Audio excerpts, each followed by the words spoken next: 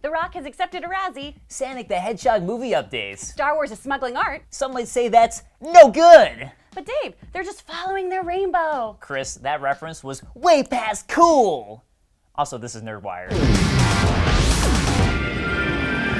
While everyone was gearing up for the Oscars, a far, far more prestigious award ceremony was taking place. That's right, the 38th Golden Raspberry Awards took place on the 3rd, this year with a brand new category. The Razzie nominee, So Rotten You Loved. So, is this a good thing to win, or is it bad? I think it's like the sympathy casserole of awards. On Rotten Tomatoes, readers voted for their favorite critically rotten movie, with Baywatch taking it away, beating out the stiff competition of The Mummy, The Emoji Movie, Transformers The Last Night, and 50 Shades Darker. So Baywatch won for being 90 minutes of not watching the Emoji Movie? Yeah, pretty much. The Rock was more than pleased with Baywatch's win, accepting the award with the following Twitter video. I humbly and graciously accept my Razzie. At the end of the day, movie so rotten you eventually fell in love with it. That's just the way love goes. Even in winning a Razzie, The Rock has more charisma than I will ever have. Because sometimes there's justice in the world, winning Worst Picture was The Emoji Movie.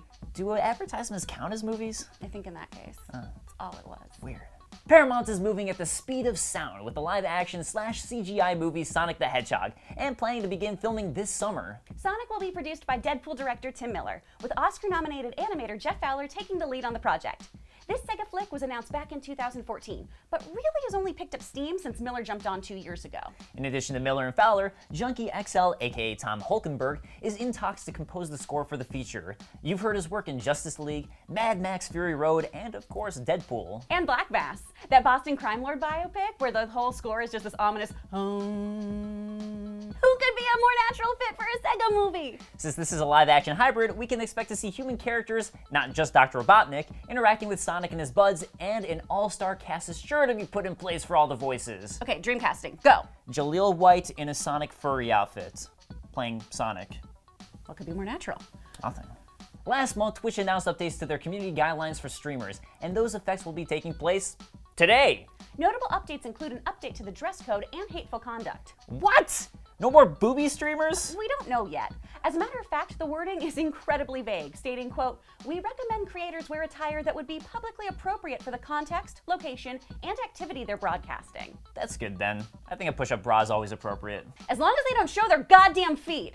Truth. The most interesting thing out of this is Twitch's new policy on hateful conduct. Twitch is now holding streamers kind of responsible for their community, stating, quote, "Creators are role models and leaders of the communities they create or foster around them. We ask that you make a good faith effort to quell any efforts from those in your community to harass others." Furthermore, Twitch is taking this beyond just streams, stating they want to moderate verifiable off-Twitch harassment. Quote, "We recognize that harassment against Twitch community members can sometimes originate from off-Twitch conduct," end quote.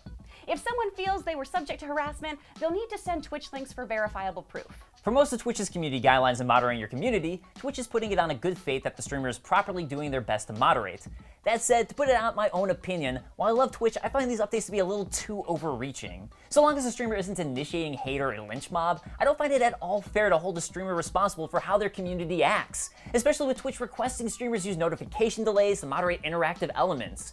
Furthermore, while I recognize off-Twitch harassment can affect a streamer, if you have Twitter beef with someone, that's a completely different platform, and I don't think it's on Twitch to moderate what goes on off their platform. But, agree or disagree, let us know what you think in the comments below. Now it's time for our segment, This Is Why We Can't Have Nice Things! Star Wars has taken its tried and true formula of rebooting franchises and characters and turned to rebooting art. And by rebooting, we mean stealing. The Solo, a Star Wars story, posters are practically identical in styling to some Sony Music Legacy compilation artwork done back in 2015. Even down to the colors chosen. Look at the images side by side. Associating Wookiees with soul music? Racists! What the hell, Disney? I know it's a movie about a smuggler, but come on. Han was a scoundrel, but he was never one to steal from the little guy to collude with an empire. That's a Lando move. Total Lando move. So what do you think of the Razzies, Sonic, and Twitch Tittygate? Let us know in the comments below and hit those like and subscribe buttons. I'm just gonna kick my shoes off. I swear to Christ, Dave, just keep your hobbit feet to yourself. Oh, so you've seen them. So gross. I can't unsee them. Just hair. It's just a ball of hair. It's like I'm always wearing a slipper.